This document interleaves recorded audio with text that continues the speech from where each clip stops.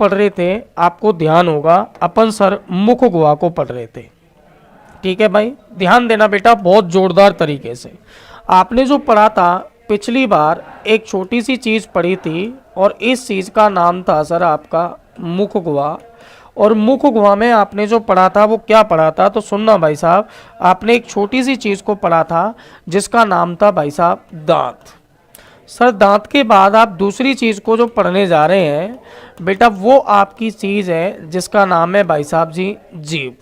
ठीक, और बेटा तीसरा आप जो पढ़ेंगे वो इसका आंतरिक आवरण पढ़ेंगे।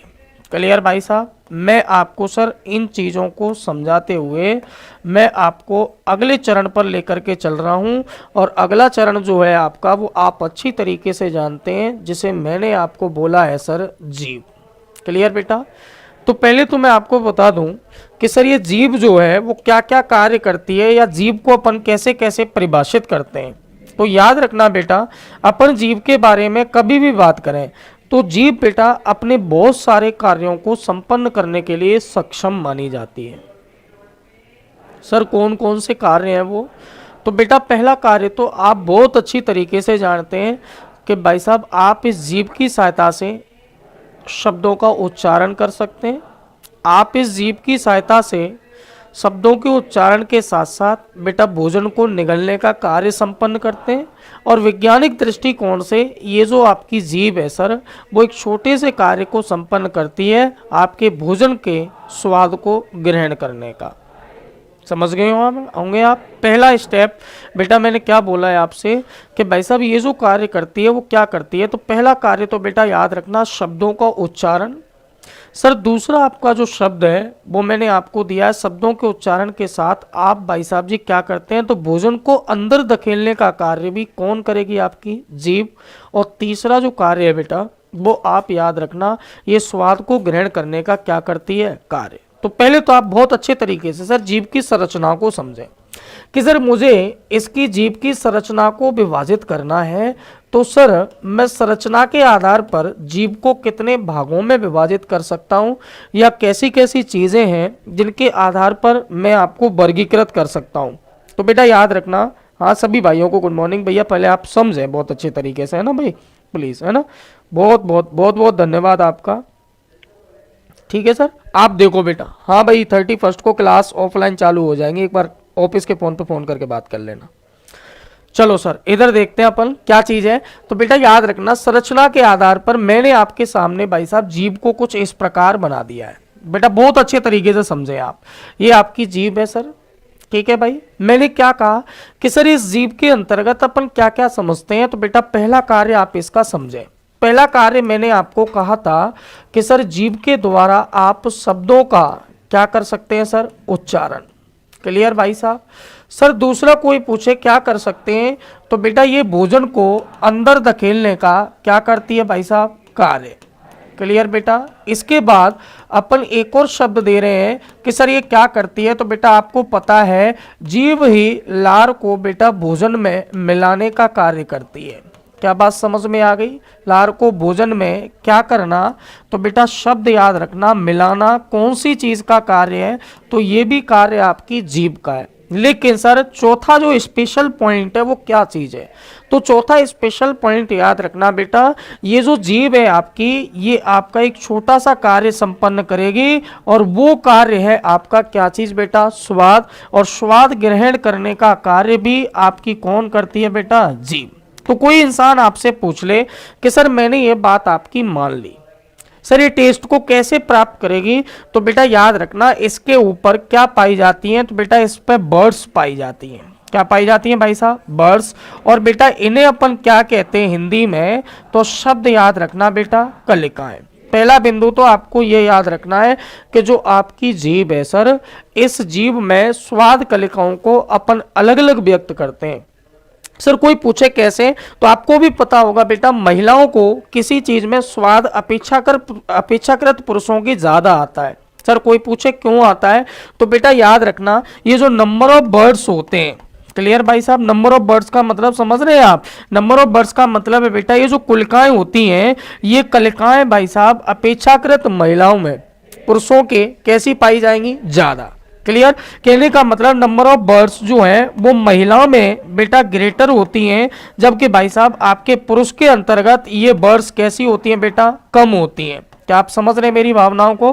कहने का मतलब क्या हुआ कि पुरुषों की अपेक्षा जो आपका भाई साहब महिला है वो किसी भी चीज का स्वाद अपेक्षाकृत पुरुषों की ज्यादा ग्रहण करती है, क्योंकि कलिकाओं की संख्या अपेक्षाकृत पुरुषों की क्या होती है, ज्यादा। तो पहले तो आप इस बात को समझ गए। अब मैं आपको जो समझाने जा रहा हूं वो क्या चीज समझाने जा रहा हूं कि सर आपकी जो जीभ है इस पर स्वाद कलिकाओं की संख्या कितनी होती है, तो बेटा कहीं फिक्स नहीं है ये, परंतु याद रखना मिनिमम इनकी जो संख्या पाई जाती है, बेटा याद रखना मिनिमम कितनी होगी, तो मिनिमम हमेशा याद रखना 2000 होती है। जबकि बेटा कोई इंसान आपसे पूछे कि सर मैक्सिमम कितनी होगी, तो मैक्सिमम याद रखना बेटा कितनी होती है आपकी, 9000। लेकिन कंडीशन क्या है? कंडीशन ये है भाई साहब कि आपकी जीभ केवल और केवल बेटा कितने स्वादों को परिभाषित करती है, 4। कोई पूछे कि 4 में कौन कौन से हैं, तो बेटा 4 में बेटा पहला जो स्वाद है आपका वो आपका जीभ का एक भाग दिखाएगा, और ये भाग आपका बेटा कौन सा भाग कहलाएगा, तो शब्द याद रखना, इसे आप एक नाम से जानोगे जिसे आप क्या कहोगे, अग्रभाग। क्लियर भाई साहब? मैं इसे बेटा सीधा सीधा कौन सा भाग कह सकता हूं, तो शब्द याद रखना, मैंने शब्द दिया है आपको फ्रंट। Clear sir? इसके बाद बेटा एक भाग आप जो देखते हैं ये कौन सा भाग है, तो शब्द याद रखना बेटा ये आपका पश्च भाग है। कौन सा भाग है भाई साहब? पश्च। ये मैंने लिखा आपका बेटा पश्च भाग, और पश्च भाग को बेटा आप याद रखना, इसे क्या कहोगे आप, बैक। क्लियर भाई साहब? सर अपन बात करते हैं कि और कौन कौन सा है, तो बेटा ये दोनों के दोनों किनारे जो आप देख रहे हैं, ठीक है भाई, ये दोनों के दोनों जो किनारे आप देख रहे हैं बेटा ये आपके एक नाम से जाने जाते हैं। कोई पूछे ये कौन सा भाग कहलाता है, तो शब्द याद रखना बेटा इसे आप पार्श्व भाग कहते हैं। क्लियर? जो इंग्लिश मीडियम वाले हैं वो बेटा याद रखना इसे अपन लेटरल बोलते हैं। क्लियर? पार्श्व भाग को अपन भाई साहब सीधा सीधा बेटा सिंपल भाषा में क्या कह सकते हैं, तो शब्द याद रखना बेटो किनारे। ठीक है भाई? अब अपन बात कर रहे हैं तो सर ये वाला जो भाग बचा हुआ है आपका बेटा ये कौन सा भाग कहलाएगा, तो हमेशा याद रखना ये आपका भाई साहब मध्य भाग कहलाता है। कौन सा भाग कहलाता है भाई? मध्य। और मध्य को आप सब जानते हो बेटा इसे अपन मिडल बोलते हैं। ठीक है भाई? क्या आप समझ गए मेरी बात को? सर कहने का मतलब क्या हुआ? कहने का मतलब ये हुआ कि स्वाद के आधार पर मैंने जीभ को सर टोटल कितने भागों में बांटा है, तो बेटा याद रखना मैंने 4 भागों में। अच्छा ऐसे कितने विद्यार्थी हैं जो इससे परिचित हैं बेटा कि कौन सा भाग है जो कौन सा स्वाद देगा, तो बेटा याद हाँ भैया फिजिक्स की क्लास यूनिस खान जी आपकी आज से ही चालू है 12 बजे से। भाई यूनिस खान 12 बजे से आपकी फिजिक्स की क्लास आज से ही चालू है भैया, है ना? 12 बजे आप आ जाना। पहला चैप्टर चलेगा यूनिट एंड डायमेंशन, हालांकि वो एक्स ग्रुप की डिफेंसगढ़ चैनल पर लगेगी बेटा। ठीक है भाई? कोशिश करेंगे अपन जो भी चीज़ है आपकी क्लियर करने की, है ना? फिजिक्स की क्लास आपकी आज से ही 12 बजे से है। ठीक है भाई? आ जाओ आ जाओ। चलो साहब देखो इधर बेटा अपन ने क्या कहा है सुनना आप। अब स्वाद के बारे में कोई पूछे कि कौन सा भाग कौन सा स्वाद देता है, तो बेटा याद रखना एक भाग है आपका, मैंने आपको जो नाम दिया था कौन सा भाग है बेटा? अग्र। तो सुनिए भाई साहब मैं आपको इसे ऐसे समझाऊं कि अग्र भाग कैसा स्वाद देता है, तो शब्द याद रखना बेटा ये एक प्रकार का स्वाद देगा, और स्वाद कौन सा कहलाएगा, तो शब्द याद रखना मीठा। कैसा स्वाद देगा भाई साहब? मीठा। क्लियर? मैं आपसे कहूं कि सर इसके अलावा दूसरा भाग कौन सा है, तो बेटा पश्च भाग। पश्च भाग कौन सा स्वाद देता है, तो शब्द याद रखना बेटा कड़वा। क्लियर भाई साहब? क्लियर? बेटा कुछ बच्चे ये पूछ रहे हैं कि सर कैसे कैसे अपन इसको निर्धारित करेंगे, तो बेटा निर्धारित करने का एक छोटा सा तरीका है। कोई पूछे क्या तरीका है, तो तरीका याद रखना बेटा जैसे मैं आपको एक एग्जाम्पल दूं। मान लीजिए आप जब छोटे बच्चे थे तो आप इस बात को जानते हैं कि जब छोटे बच्चे हुआ करते हैं तो अपन को कोई भी प्रसाद के रूप में पहले बूरा वूरा दे जाता था। ठीक है भाई? एक बात बताओ बेटा क्या आपने उस बूरे की फक्की मार के पानी पिया? नहीं, आपने उसको बेटा सांप की तरह नागिन की तरह जीभ निकालकर अग्र भाग से ही तो चाटा था। इसका मतलब समझ रहे हैं आप कि सर ये जो कलिकाएं होती हैं बेटा वो अलग अलग भागों में क्यों व्यक्त की जाती हैं, क्योंकि अलग अलग भाग की अलग अलग कलिकाएं आपके बेटा अलग अलग स्वाद को क्या करती हैं? परिभाषित। क्लियर भाई साहब? आगे वाली जो कलिकाएं हैं जो आप लाल कलर की जीभ देखते हैं ये केवल और केवल बेटा मिठास का ही स्वाद ग्रहण कर सकती है यदि मान लीजिए आप इसी के स्थान पर आगे वाले भाग पर आप भाई साहब टेबलेट रख दीजिए कोई दवाई की। जब तक बेटा उसके अंदर लार या पानी मिक्स नहीं होगा तब तक आपको उस दवाई का स्वाद कैसा भी नहीं आएगा, और ये आपने करके भी देखा है। क्लियर? जब भी अपन जीभ पर दवाई या गोली रख लेते हैं तो क्या वो कड़वी महसूस होती है? नहीं। लेकिन जैसे ही आप उसमें बेटा पानी लेकर के ग्रहण करते हो तो आपको ये एहसास हो जाता है, पीछे कतईन तबीयत तर हो जाती है कि भाई साहब कड़वा नहीं, कतईन महाकड़वा हो गया। बात समझ में आ गई? इसका मतलब क्या हुआ कि सर कड़वे का स्वाद जो है वो आपका कौन सा भाग देगा बेटा? पश। तो जरा ध्यान कीजिए बेटा, आपने भी शायद पहली दूसरी तीसरी कक्षाएं पढ़ी होंगी। पहली दूसरी तीसरी कक्षाएं यदि आपने पढ़ी होंगी तो बेटा एक छोटी सी चीज आती थी, आपको ध्यान होगा, एक ऐसा बेटा अठन्नी का चूर्ण आता था। ठीक है भाई बेटा, एक तरफ इसका रंग काला हुआ करता था और एक तरफ इसका जो रंग था वो लाल हुआ करता था। क्या बात समझ में आ गई है आपके? बेटा इसे अपन एक नाम से जानते थे जिसे कहते थे काला खट्टा। आपने देखा होगा बेटा काला खट्टा जो चूर्ण आता था इसमें से लाल भाग को तो ज्यादातर लड़के खा जाते थे, लेकिन बच्चियां ज्यादातर कौन सा ग्रहण करती थी? काला, क्योंकि बेटा खट्टे की स्वाद कलिकाएं अपेक्षाकृत महिलाओं के अपेक्षाकृत पुरुषों के महिलाओं में बहुत ज्यादा तीव्र होती हैं।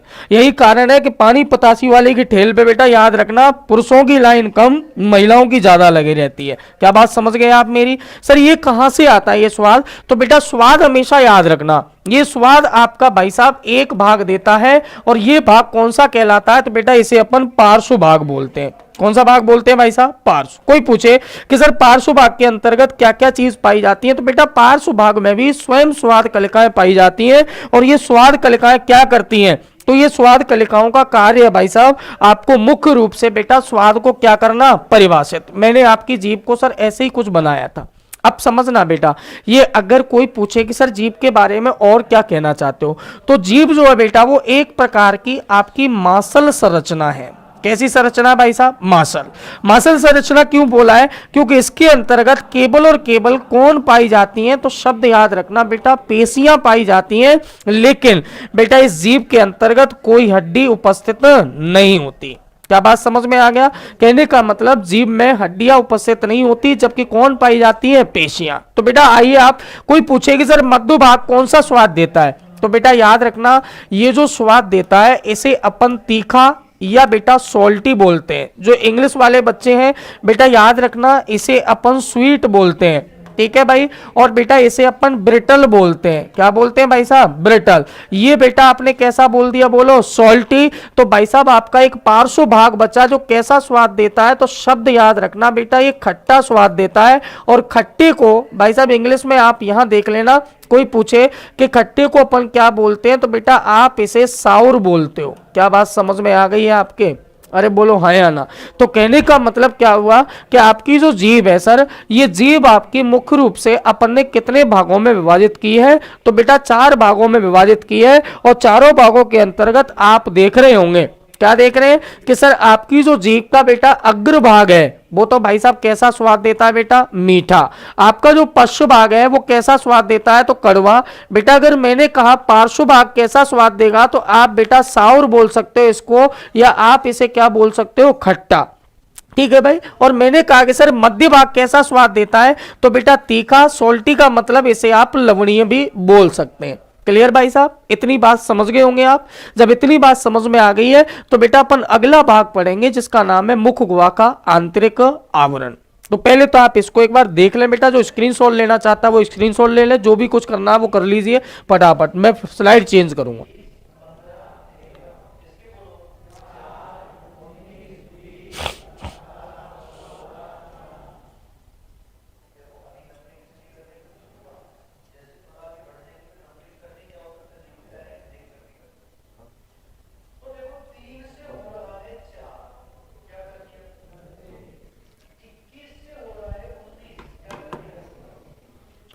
हाँ भाई चलो भाई आगे चलते हैं अपन बेटा। आगे की कहानी क्या है तो सुनना आप अच्छे तरीके से। अब जो आगे की कहानी है बेटा उसकी अपन बात कर रहे हैं। मैंने आपको शब्द दिया था, और शब्द दिया था बेटा मैंने आपको आंतरिक आवरण। बेटा बहुत अच्छे तरीके से समझे आप। कोई इंसान पूछे कि सर आंतरिक आवरण क्या करता है, तो मैंने बेटा तुम्हें एक शब्द पढ़ाया था बहुत पहले कि सर अपन क्या करते हैं? पाचन क्रिया का प्रारंभ मुख गुहा से करते हैं। अब आप मुख गुहा के बेटा आंतरिक आवरण में चले गए हैं, जहां पाचन का क्या होगा बेटा? प्रारंभ। कोई पूछे कि सर पाचन के प्रारंभ के अंतर्गत भाई साहब हम क्या क्या पढ़ सकते हैं, तो बेटा याद रखना पाचन क्रिया को मुख्य रूप से दो भागों में विभाजित किया जाता है। कितने भागों में भैया जी? दो। बहुत अच्छे तरीके से समझना। सर पाचन क्रिया दो भागों में कैसे कैसे विभाजित होती है, तो बेटा याद रखना पाचन क्रिया आपकी दो भागों में इस प्रकार विभाजित होती है। पहला बिंदु तो आपको याद रखना बेटा, एक चीज भाग लेगी और वो चीज आपकी कौन सी नाल कहलाती है, तो बेटा शब्द याद रखना, इसे आप आहार नाल कहते हो। क्या कहते हो भाई साहब? आहार नाल। बेटा कोई पूछे इसकी कुल लंबाई कितनी होती है, तो बेटा 31 से लेकर के लगभग 32 फीट की पाई जाती है। कहने का मतलब बेटा आपकी 9 से 10 मीटर की होगी। ठीक है भाई, या लिख भी देता हूं बेटा 9 से लेकर के कितने मीटर की लंबाई है इसकी? 10। सर दूसरी तरफ कौन भाग लेती है, तो बेटा याद रखना दूसरी तरफ एक छोटी सी चीज भाग लेंगी और वो आपकी कौन कहलाएंगी, तो शब्द याद रखना बेटा पाचक ग्रंथियां।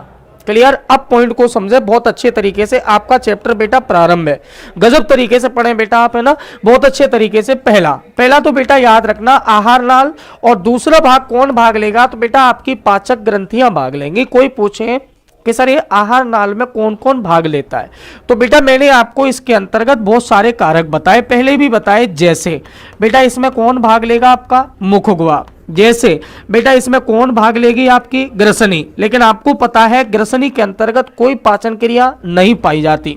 सर इसके बाद कौन भाग लेता है, तो शब्द याद रखना बेटा कौन भाग लेगा, आपका आमाशय। सर आमाशय के बाद कौन भाग लेता है, तो आमाशय के बाद बेटा आपकी एक छोटी सी चीज भाग लेगी और वो चीज आपकी क्या कहलाएगी, छोटी आंत। बेटा छोटी आंत के बाद आपकी कौन भाग लेती है, तो शब्द याद रखना बेटा कौन सी आंत, बड़ी आंत। इसके बाद बेटा याद रखना आपका मलाशय, या पर सीधा सीधा इसको बेटा मलाशय की जगह पे मैं आपको डायरेक्ट कह दूं कि सर यहां पे आपका एक छोटी सी चीज भाग लेगी जिसका क्या नाम है बेटा, एनस।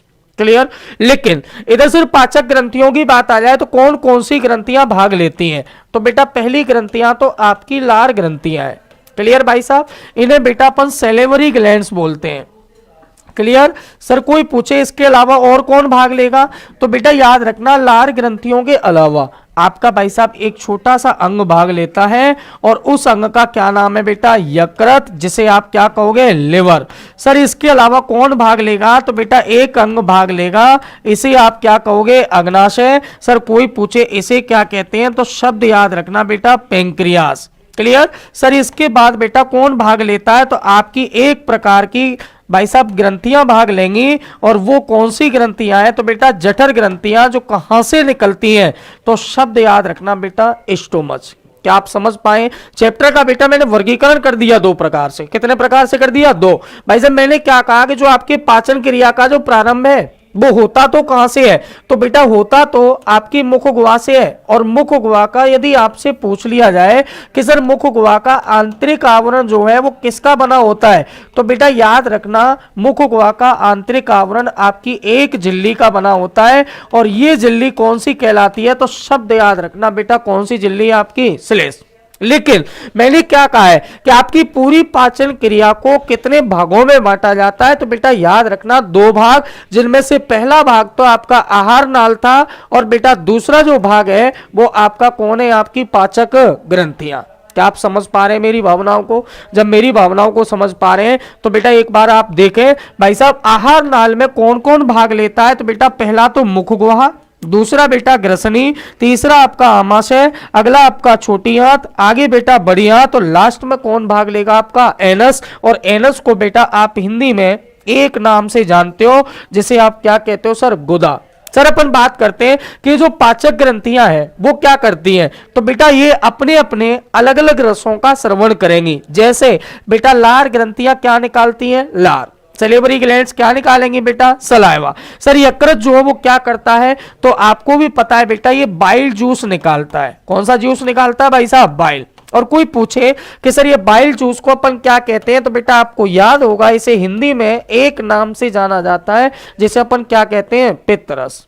क्लियर। अभी अपन बात कर रहे हैं कि सर अगली कौन सी चीज है, तो बेटा अग्नाशय है, ये क्या निकालता है, तो बेटा याद रखना ये पैनक्रिएटिक जूस निकालता है। कौन सा जूस निकालता है, पैनक्रिएटिक जूस निकालेगा। और पैनक्रिएटिक जूस को बेटा आप एक नाम से जानते हो, जिसे आप क्या कहते हो, तो बेटा शब्द याद रखना, आप इसे अग्नाशयी रस का नाम देते हैं, जो गृहिणी में पाचन क्रिया के लिए क्या माना जाता है, उत्तरदायी। तो अपन पहले अंग से बात कर रहे हैं सर, और जो पहला अंग है आपका वो कौन सा है बेटा, आहार नाल। क्लियर भाई साहब, इधर आ जाए।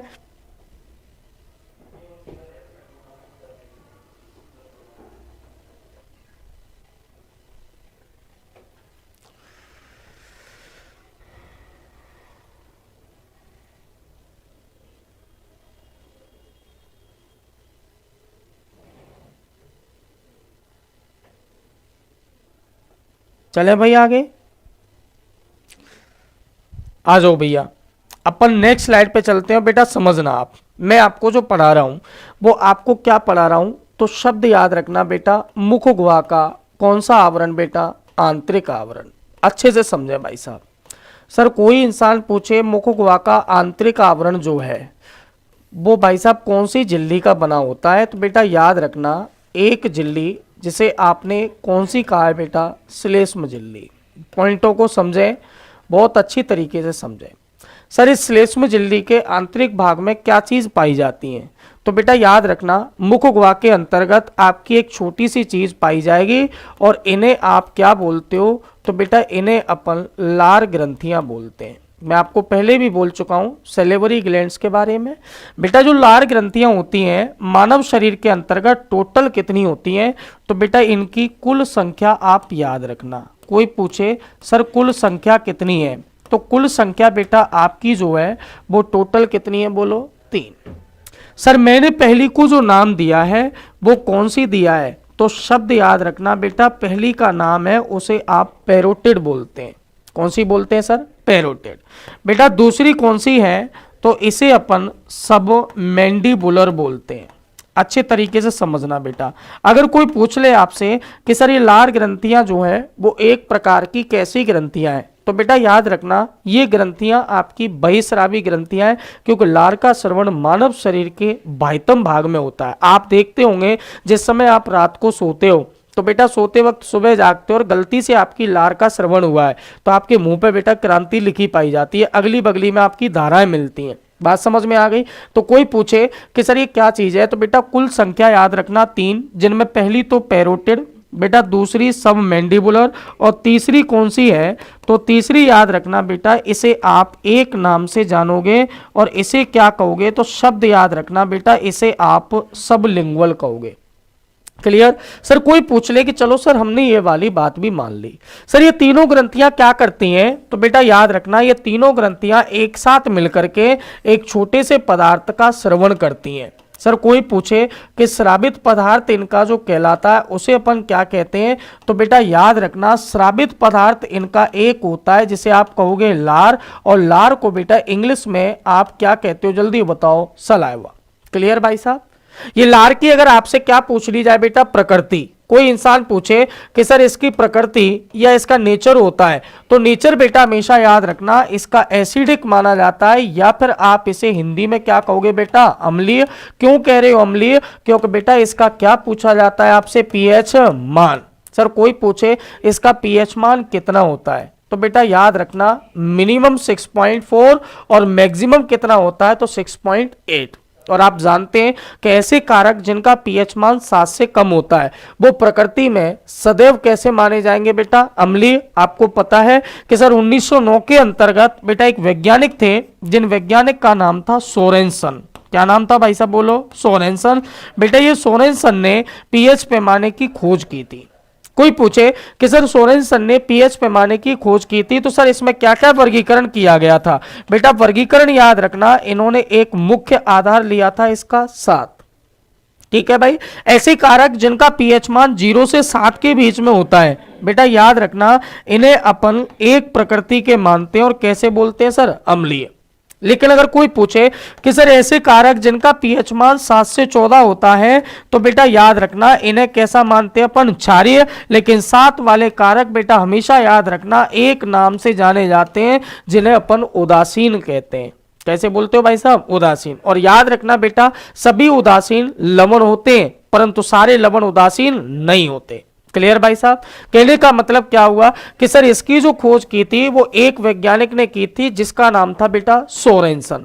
अब मैं आपको सर क्या क्या बताना चाह रहा हूं, मैं आपको बताना चाह रहा हूं कि सर ये जो आपकी लार है सर इसका पीएच मान 7 से कम है या 7 से ज्यादा है। तो आप देख पा रहे हैं कि इसका पीएच मान 7 से ज्यादा है और ज्यादा कम है। कम वाले बेटा कारक जो होंगे वो प्रकृति में कैसे माने जाएंगे, तो शब्द याद रखना आपके अम्लीय माने जाएंगे।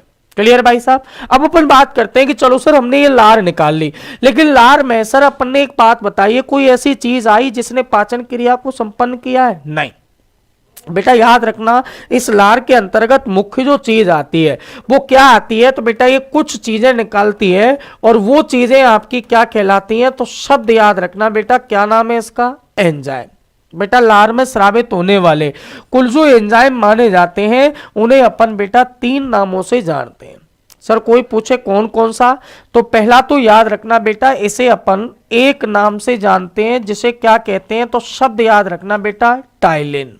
क्या नाम है जल्दी बताओ, टाइलिन। सर दूसरा याद रखना बेटा एक नाम है जिसे अपन कहते हैं लाइसोजाइम। क्या बोलते हैं भाई साहब, क्लियर। और बेटा एक नाम जो है उसे अपन एक नाम से जानते हैं जिसे क्या कहते हैं, डायस्टेज। ठीक है भाई साहब। आपके पास जो मुख्य गुहा के अंतर्गत मुख्य एंजाइमों का वर्गीकरण किया है वो बेटा 3 प्रकार से किया है। पहला जो है भाई साहब वो तो आपका कौन सा है बेटा, टाइलिन। सर दूसरा कौन सा है, तो दूसरा याद रखना बेटा लाइसोजाइम। और तीसरा जो है भाई साहब वो कौन सा है, तो बेटा शब्द याद रखना आपका डायस्टेज। कोई इंसान पूछ ले कि सर ये लाइसोजाइम क्या करता है, तो बेटा work of lysozyme always be define as. ठीक है भाई साहब। कोई पूछे कि सर कैसे करोगे इसे डिफाइन, तो डिफाइन याद रखना बेटा ये लाइसोजाइम आपका जो है ये भाई साहब भोजन के अंतर्गत उपस्थित हानिकारक जीवाणुओं को नष्ट करने का क्या करता है बेटा, कार्य। हालांकि आपको पता है कि भोजन में उपस्थित हानिकारक जीवाणुओं को नष्ट करने का कार्य एक अम्ल भी करता है और वो अम्ल जो है बेटा उसे अपन HCl कहते हैं। और आपको पता है कि पूरी केमिस्ट्री के अंतर्गत सर्वाधिक प्रबल अम्ल का जो दर्जा दिया जाता है वो किसे दिया जाता है, तो बेटा आप जानते हो HCl को। लेकिन HCl का श्रवण भाई साहब आपके आमाशय में होता है, इसलिए बेटा यहां पर जो आपके भोजन में उपस्थित हानिकारक जीवाणुओं को नष्ट करने का कार्य करेगा वो आपका एक कारक करेगा और उस कारक का नाम जो है बेटा उसे अपन ने क्या दिया, लाइसोजाइम। क्लियर। अब अपन बात करते हैं कि चलो सर ये तो हो गया, लेकिन भाई साहब ये क्या करेगा, तो चाहे तो बेटा आपका डायस्टेज एंजाइम हो। क्लियर भाई साहब।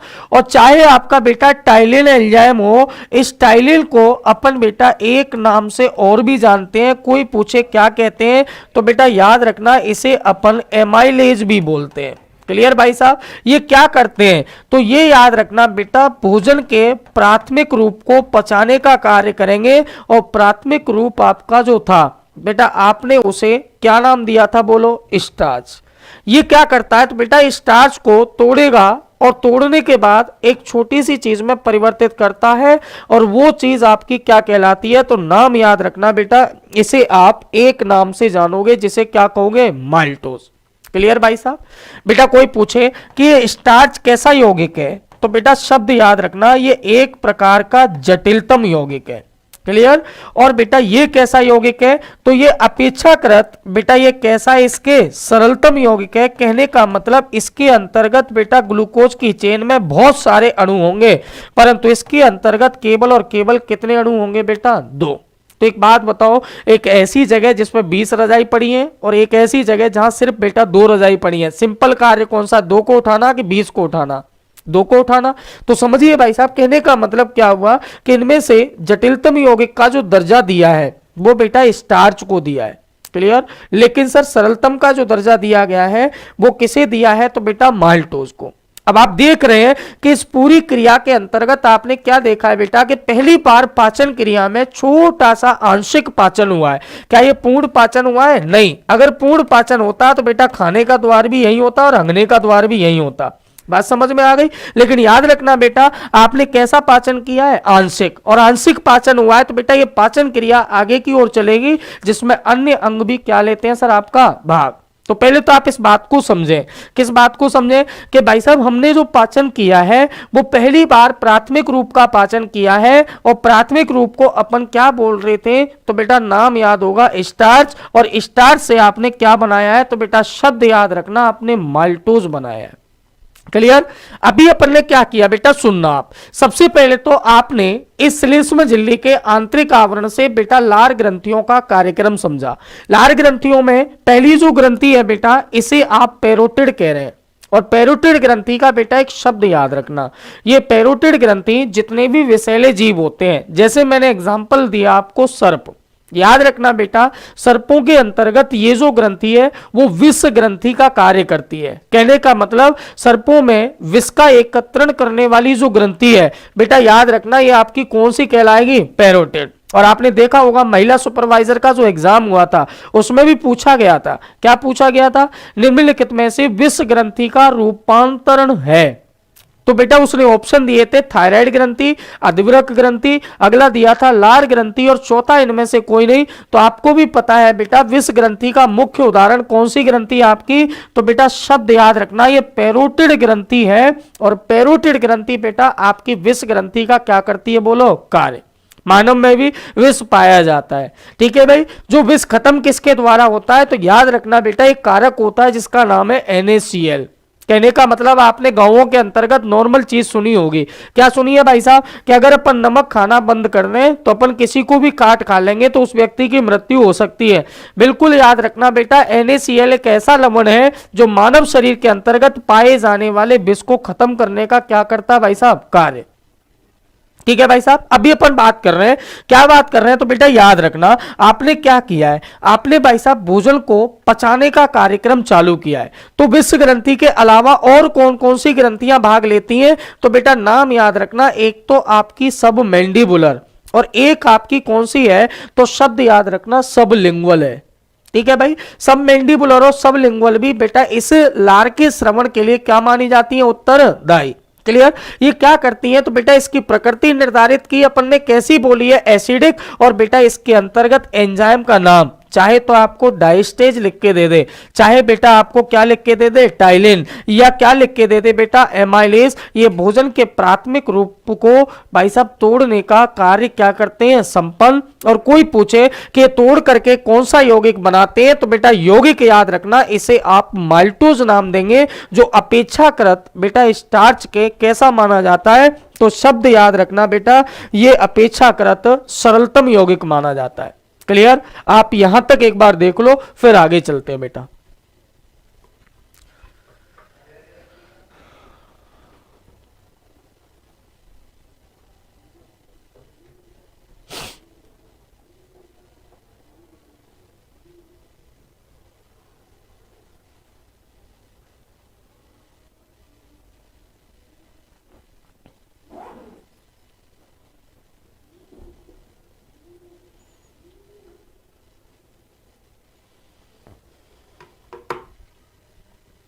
चलें भाई आगे।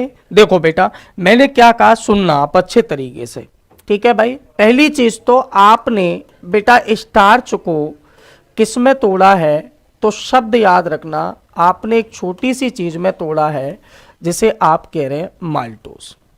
बेटा पहला बिंदु तो याद रखना, ये एक प्रकार का पॉलीसैकेराइड शर्करा है। क्लियर भाई साहब, एक प्रकार का कैसा शर्करा है बेटा, पॉलीसैकेराइड। और ये वाला है बेटा, ये याद रखना, एक प्रकार का बाईसैकेराइड शर्करा है। पॉली का मतलब होता है बेटा एक शब्द से जिसका मतलब है मैनी, और मैनी का मतलब होता है बेटा बहुत। कहने का मतलब इसके अंतर्गत बहुत सारे अणु आपस में एक बेटा जटिल इकाई का क्या करते हैं, निर्माण। ठीक है भाई। सर इधर बाई या शब्द दे दिया जाए आपको डाई, इसका मतलब होता है बेटा डबल से। कहने का मतलब जैसे मैंने एग्जाम्पल दिया, केमिस्ट्री के अंतर्गत 3 शब्द आते हैं बेटा, मोनो, सर एक होता है डाई, ऑब्लिक इसका मतलब है सर बाई, और तीसरा शब्द है बेटा आपका पॉली। आप इसको ऐसे समझिए, मैंने कहा बेटा कोई एक इंसान है जिसकी शादी नहीं हुई, आप जानते हो बेटा इसका मतलब क्या होता है कि वो व्यक्ति कैसा होगा, अकेला। क्लियर। मोनो का मतलब किससे है, तो बेटा शब्द याद रखना, इसे आप कह रहे हो सिंगल। ठीक है भाई। सर जैसे ही उसकी शादी हो गई तो बेटा ये कैसा हो गया, जल्दी बताओ, डबल, क्योंकि पति और पत्नी का जोड़ा बन गया। बोलो हाँ या ना बेटा, इसे क्या कहोगे, तो सिंगल डबल का मतलब क्या हो गया बेटा, इसमें 2 इकाई भाग लेंगे। सर इसके बाद पॉली, अब बच्चे भी होंगे, 1 बनाओ या 25 बनाओ बेटा, आपकी मर्जी जैसा। याद रखना बेटा पॉली का मतलब किससे होता है, तो परिवार के अंतर्गत व्यक्तियों की संख्या बढ़ेगी, और व्यक्तियों की संख्या जब भी बढ़ती है तो बेटा याद रखना ये क्या कहलाएगा, आपका बहुत। तो पॉइंट को समझे आप बहुत अच्छे तरीके से।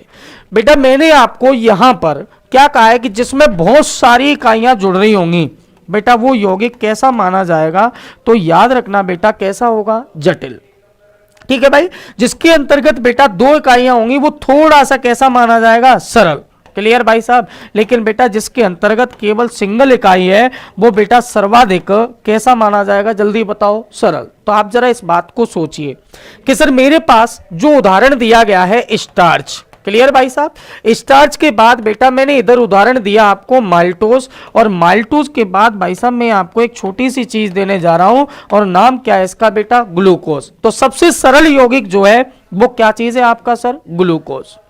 सर उससे टाइट कौन सी चीज है, तो बेटा नाम याद रखना, माल्टोज। और सबसे हार्ड जो चीज है वो आपकी क्या है बेटा, स्टार्च। कहने का मतलब स्टार्च को परिवर्तित आपको भाई साहब माल्टोज में करना है, और माल्टोज को परिवर्तित आपको किस में करना है बेटा, ग्लूकोज में।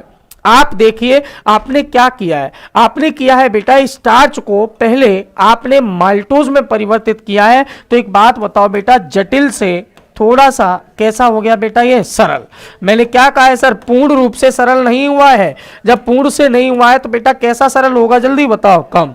तो एक बात बताइए बेटा, आपके पास कहने का मतलब ये हुआ कि स्टार्च के बाद माल्टोज हो गया, और ये जो माल्टोज है मेरे भाई इसके अंतर्गत आपकी कौन मिली हुई है, लार। लार प्लस माल्टोज का जो मिश्रण है मेरे भैया, ये मिश्रण आपकी मुख गुहा के अंतिम चरण में भी कार्यरत रहता है, और इस मिश्रण को बहुत प्यारे से नाम से जाना जाता है। कोई पूछे इसे क्या कहते हैं, तो बेटा शब्द याद रखना, इसे अपन बोलस कहते हैं। क्या बात समझ गए आप मेरी। कहने का मतलब क्या हुआ कि सर आपके पास मुख गुहा में भोजन की बनी हुई लुगदी कहलाती है। तो बेटा मुख गुहा में भोजन की बनी हुई लुगदी को आप एक बहुत प्यारे से नाम से जानते हैं, और इसे आपने जो नाम दिया है बेटा वो नाम क्या दिया है, जल्दी बताओ, बोलस। क्लियर। याद रखना बेटा प्रश्न आता है कि सर भोजन के पाचन की प्राथमिक क्रिया में भाई साहब भोजन का बनने वाला रूप कहलाता है। तो रूप याद रखना बेटा, इसे आप बोलस के नाम से जानते हैं। और कोई पूछे कि ये बोलस क्या है, तो बोलस याद रखना बेटा, पहली बार जब आपका पाचन हुआ था स्टार्च को पहली बार आपने किस में तोड़ा था, माल्टोज। तो बेटा उसके पश्चात बना हुआ जो रूप कहलाया था उसे आपने क्या नाम दिया था, बोलस। क्लियर। तो याद रखना बेटा, अगर यहां तक किसी बच्चे को कोई समस्या रही हो तो वो पूछ सकता है, और कोई भी दिक्कत हो तो बेटा वो और भी आगे की बात कर सकता है। खास बात याद रखना बेटा, बहुत बहुत धन्यवाद सोनिया राजपूत जी, जो आपने जवाब दिए बाकायदा। क्लियर। क्लियर, ठीक है ना बेटा। लार निकल रही है, बिल्कुल साफ नहीं दिख रहा बहन जी, क्लियर तो लिखा हुआ है। थोड़ा सा बेटा वीडियो क्वालिटी को आप बढ़ाओ अपनी को, ठीक है ना भाई। बाकी बेटा अपन इससे आगे की जो कहानी पढ़ेंगे वो अपनी नेक्स्ट क्लास में पढ़ेंगे, और नेक्स्ट क्लास याद रखना आपकी कल उतने ही बजे, और आज से बेटा आपकी डिफेंस गढ़ पर 12 बजे से डिफेंस गढ़ पर आपकी क्लास प्रारंभ हो रही है साइंस की। और साइंस में बेटा याद रखना डिफेंस गढ़ के अंतर्गत आपको फिजिक्स पढ़ाई जाएगी। जो बच्चे बेटा उसकी फिजिक्स के साथ अन्य परीक्षाओं में फिजिक्स पढ़ना चाहते हैं वो भी बेटा 12 बजे से लाइव आना शुरू कर दें। ठीक है भाई साहब, बहुत बहुत धन्यवाद आपके लिए जो आपने पेशेंस से मुझे आधा पौन घंटे या 1 घंटे जितने भी घंटे सुना। और बेटा कोशिश करो कि ज़्यादा से ज़्यादा संख्या में विद्यार्थी जुड़े, तभी मजा आएगा। ठीक है, ओके, वेल डन, बहुत बहुत बधाई।